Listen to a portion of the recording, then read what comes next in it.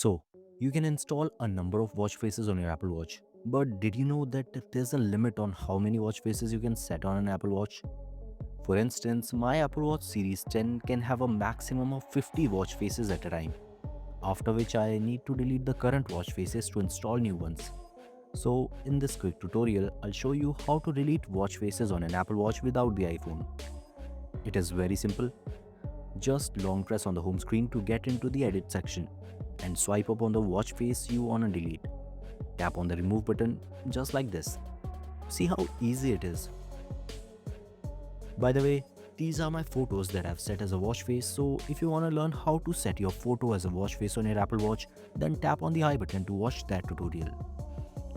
And that's it for this one. If you found this video helpful, then leave a like and subscribe for more wearable tutorials. I'll see you in the next one.